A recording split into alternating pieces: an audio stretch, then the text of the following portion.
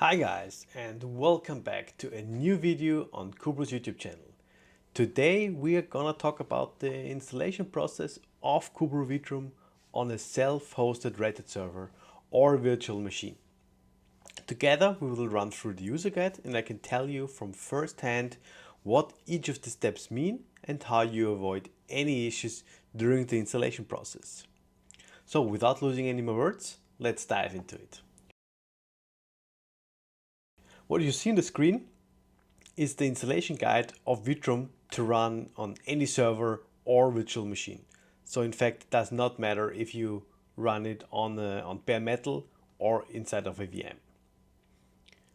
If I scroll down, you will see several installation processes for different OS distributions and online and offline options. In this video, I will consider a Red Hat based OS and I will showcase the offline and online approach. Let me scroll down to the pre-requirements section. Here we go. So please note that Cubro Vitrum supports to run on Red Hat version 10 only at the moment, due to several circumstances related to rootless Podman network settings. Red Hat 9 or below won't allow to run on Vitrum. And with all necessary options to meet the security guidelines. If there are no certain guidelines in your organization, you can watch our next video to install Vitrum on Debian or Ubuntu based OS systems. So if looking at the minimum hardware requirements, we need at least 64 GB of memory. More is always better, but 64 is the minimum. You need the storage where the Linux will be installed or is installed to be about 32 GB. It does not really matter, but Linux typically needs at least a little bit of storage, and the data storage. So any additional disk you can insert to the server or the VM should be at least 512 GB, because Vitrum will save its long-term statistics on the data disk. Let's call it like that, and it should be as big as possible. Minimum 512. If you can run 1 TB or 2 TB, it's even better. And the VM or the server should at least have 8 cores. Again, more better, but 8 cores typically run very well. Looking at firewall settings, we need port 443 on TCP for HTTPS access. We need UDP 162 to work Vitrum as a SNMP trap receiver, so the Cubro packet masters and session masters can send SNMP traps. We need SSH and ICMP access. ICMP is relatively important because Vitrum will check via SMP the availability of the individual devices. So the next section is about Debian and Ubuntu preparation. I will jump that point because we are concentrating today on Red Hat based target systems. So as it says here again, Red Hat 10 is the only way forward. Red Hat 8 or 9 or below is not supported. Fedora, Linux 41 or 42 would be an option. But if already running, let's say Red Hat based systems, I would prefer Red Hat 10. What needs to be pre-installed? There needs to be Python available on the Red Hat. Is default installed on the Red Hat, and SSH server needs to be enabled and accessible, of course, but also should be a default. What I would recommend already at the installation process of Red Hat, especially if you're setting up a new VM, use the user Vitrum. It should be called Vitrum because we expect to have a user called Vitrum on the system, so that that Vitrum can later install everything accordingly and then also run on the Vitrum user space. So we are not running on the root user space. So the first action that we do then, after we log in, of course, is then to give this Vitrum user sudo access rights. So we need, through the whole installation process, Vitrum needs to be sudo part. After the installation process, you can remove that point again so that you have a hardened system. But during the installation, you need to assign sudo access to Vitrum. So As you can see on my left hand side on the screen, this is the SSH connection to my Vitrum server, which is actually a VM. And we will install Vitrum on this server. On the right hand side you see the WinSCP, where I can then transfer the files accordingly. So the first point that we said sudo access. Let me check if Vitrum has sudo access through the installation process. So I do sudo echo, for example, and this works. So the Vitrum user is already part of the sudo group. If this is not working, you of course might be necessary to enter a password or something like that. But if this is not possible, then please use the command from the guide to prevent sudo, to allow sudo access. Let's check the mount points back into the guide. The mount point said that we will mount the /opt directory and the /vitrum directory on a separated disk. Okay, so we have following circumstances that the SDA1, which will be our data disk, we will split into 20 gigabyte partition for the opt folder, and the rest of the disk depends how big it is. Here in this guide it was a little bit bigger than we have today, will be assigned or mounted for the Vitrum data path. Okay, so we enter the following command: sudo fdisk dev sdb. Let me check here on our system. Let me switch back, of course. So we do ls blk to c. Okay, SDA is the Linux partition basically, and the disk, and SDB is the data disk that we can use. So we are doing sudo fdisk dev sdb to create new partitions for that disk, so we can then mount the path on it. So the guide says p to have a look on the partitions. Nothing is existing, so we will create using n a first new partition. We select primary partition, 1 the default, so I can just press enter. The first sector of this partition is 2048, which is the default. I say enter, and then important, the last sector. So how big should be the partition? We say now 20 gigabytes. So we say plus 20G, then it extends to 20 gigabytes. Okay, perfectly sense. When I press P, then we can see it already. Dev SDB1 is 20 gigabytes. Perfect. Then let's do the second partition. N for create a new one. Primary 2 is the default. Enter. And now I can say first sector enter, last sector enter. So when I have the second partition created again, using P I can display it, and we can see we have the two partitions here. All right. Then I say W to save, and we are done with that point. So we are here, have done it. Then we need to format these two partitions for MKFS XT4, so we can then mount it. I will copy paste these two commands here in, and then both of them have been formatted. If you now enter df-h, not yet because we have not mounted it, again lsblk, you see these two partitions as well here. Okay, now we'll create the folder for the second partition, which is the /vitrum data. So I'm copying pasting now the commands from the guide. We created Vitrum data, and /opt, which will be bound to the first one, is already existing on default Linux systems. So if I do ls opt, this is already existing, so I don't need to create it. After that, we can mount STB1 to /opt, enter, and we do for the second partition, we do on /vitrum data.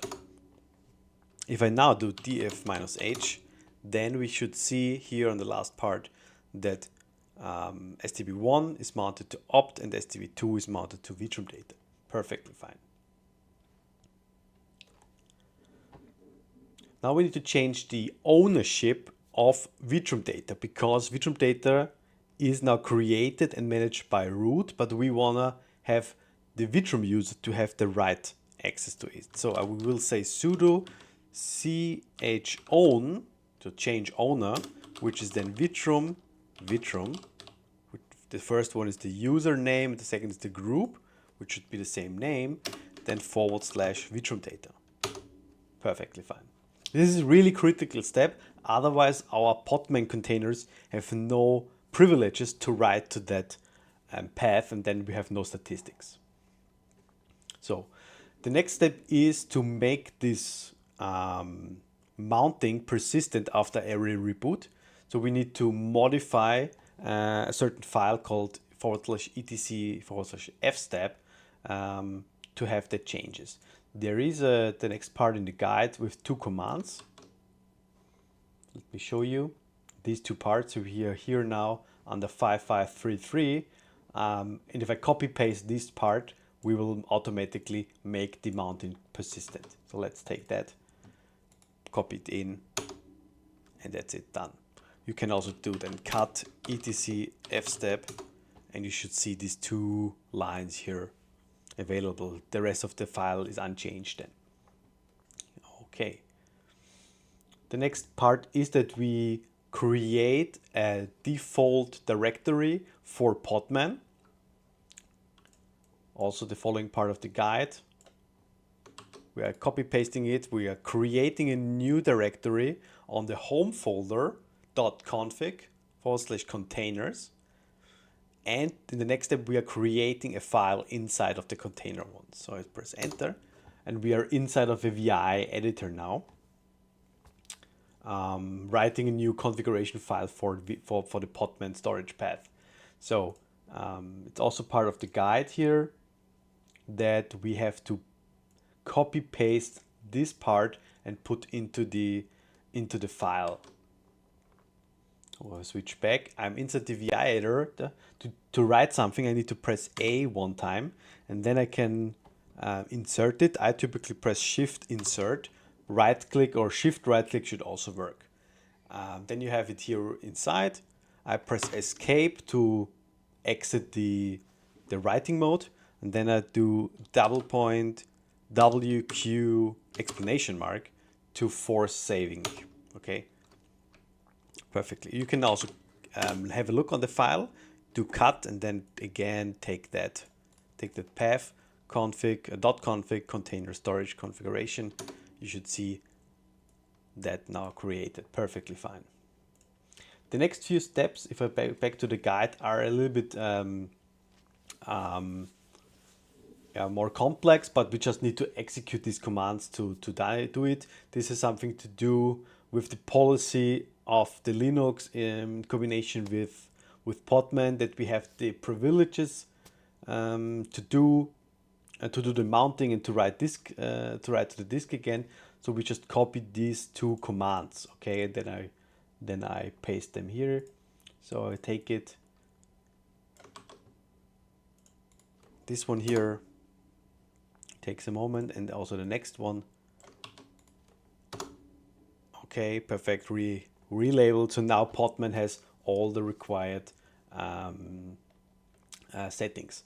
So this is the part to the pre-requirements before we start the installation process. So it doesn't matter if you want to proceed now with the online or offline installation method. These steps have to be done until here. And now we continue with the online installation process. So, Chapter 7 of the guide, online installation on Red Hat based servers via Ansible. So, the following process is quite simple. All we need to do is we are downloading an archive, uploading it to Vitrum, executing 2 scripts, and then we are done. Because what does it do? There is a script inside that first installs Ansible, which is an application, and Ansible then, if we are executing another script, installs Vitrum and does everything for us automatically. What is required is that there's an active internet connection, because Ansible will download the containers and the RPM files of the Cubro repository, gitlab.cubro.org, and also the containers from Docker.io and Docker Elastic.co. So this is important that you have access to that. There should be no kind of proxy between, and if there is a proxy between, you should really know what you're doing to avoid any connections issues, especially to the connections to the GitLab of Cubro, which is via port 5050. Everything, of course, HTTPS, but still, if you have proxy in between, there can be certain difficulties. So I have the file here. This is the vitrum-ng-single.tar.gz, which is the archive. I just upload it now to my Vitrum server. Yes, there it is. I will unpack it. tar xf vitrum zack ls. Then we have the folder here. I go into the folder, and then there is a prepare folder. This we have to do first. cd prepare. Then we have the following scripts, as you see here, for Debian, for Ubuntu. These are for the online procedures for the Debian or Ubuntu based systems. And then we have Fedora or Red Hat. So we will install, or we will execute this script. sudo /install Ansible Red Hat. So this we need to do with sudo because we're installing a new package here. Enter. It asks if this is okay. So we're downloading some Python stuff and Git and Ansible core. So we say yes. It's downloading it, completed, perfectly fine. Then we will go one folder back into the original folder. And here we have the start single script, and we will just execute that without sudo now. So we just do /start single. And this will start the Vitrum installation process. So at some point during the installation process, it will ask us for the password of Vitrum, because it has to do some installation processes where it needs sudo again, but only part of it. So it will ask us for the sudo password again of Vitrum. Here it is. So I enter my password, and then the script proceeds. So it will take a while, and then the script will ask us to reboot the server once. This is this is not recommended. This is mandatory. So you need to reboot the server once and then proceed with the installation. This has to do something with the user IDs that are assigned in the back. Otherwise, we cannot continue to install the Vitrum packages at the end. So we'll jump to this end of the script.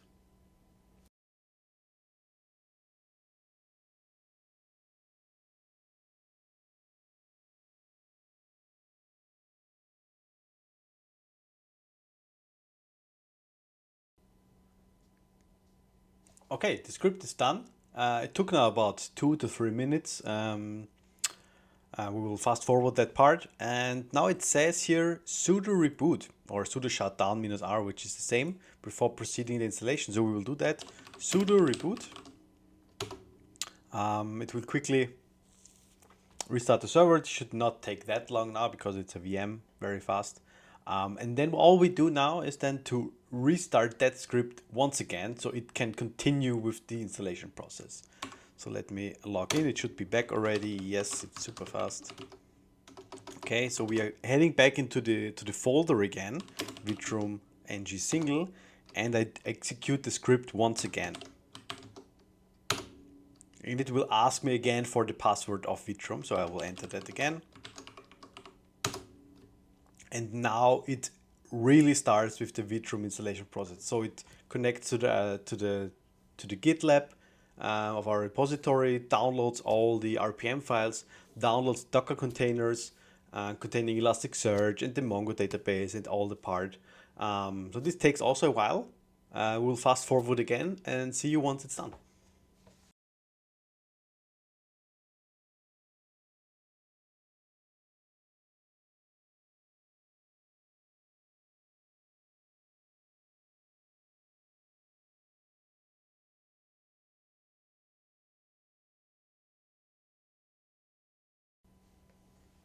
Okay, the script is done. It gives a remark, final remark, localhost. Please contact someone to get a license, upload license to the system. We can do that over the web UI. So let's jump into the UI. Here it is. So HTTPS and the IP 9.217. Ask for HTTPS access. Yes, I'm sure. And then here we are. Vitrum is online.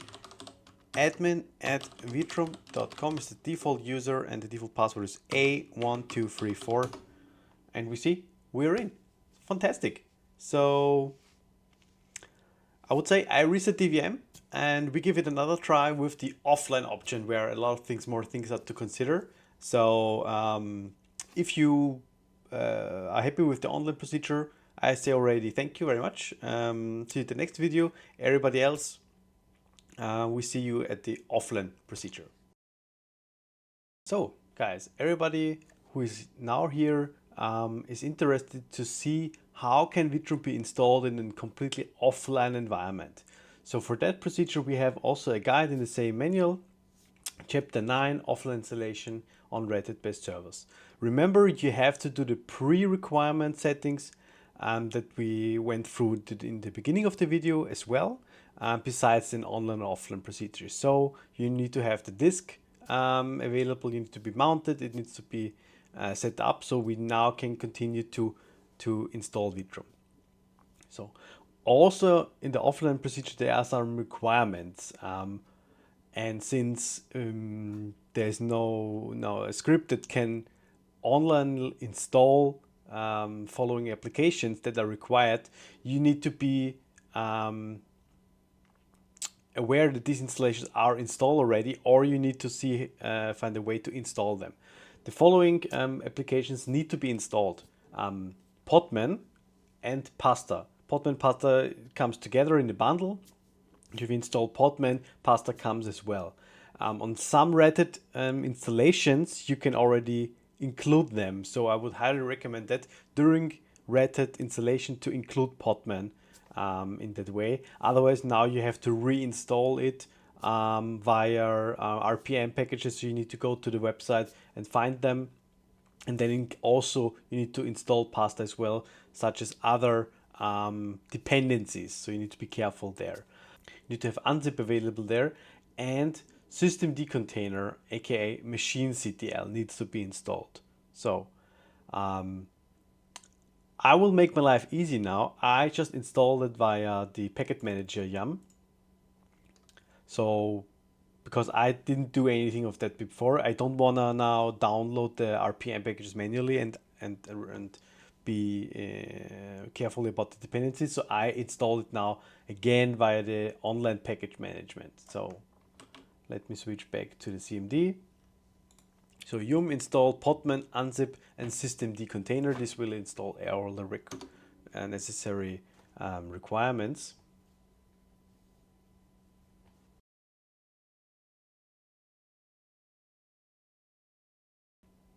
So I installed all the requirements. Let's jump back into the guide. The next step is again already to upload the Vitrum packages from the support portal that you downloaded to the server. So this will include the install Vitrum rootless script and the Vitrum container. So both need to be downloaded from the support website of Cubro and then uploaded to the Vitrum server. So let's see here. I have both here. Install Vitrum rootless. I just move in. Wait, I need to reconnect here. This was from the previous installation. So I upload it here. And also the containers here. The container file is quite big. So we need to wait for that so it's uploaded.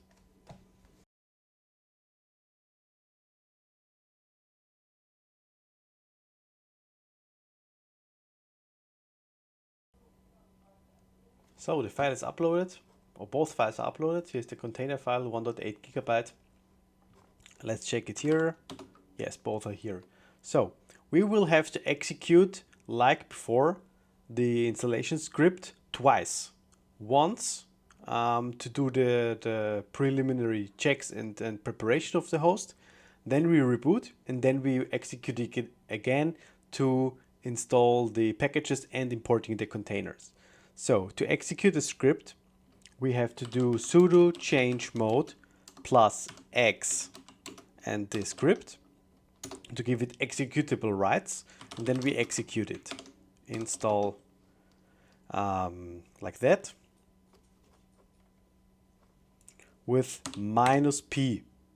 Okay, -p for preparation. Enter. Now it prepared the host. It did several steps to make the host ready for Vitrum. Now we reboot, as it says, sudo reboot. This again is very fast. We'll then reconnect to the Vitrum server and then execute the script once again, giving him the container file, and then it will finish the installation for us. So let's reconnect. We are back into the home folder. We do again sudo /install Vitrum rootless, and we say -i Vitrum containers. So we're giving it the Vitrum container. Enter the password, and now it proceeds. Here also it would check for the applications that we installed at the beginning, unzip, Podman and Pasta, and also for this machine CTL, it would check here. So if you have something wrong installed, it would warn here and stop the script. Now it continues. We jump again to the end of the script, fast forwarding, and then we can log into Vitrum.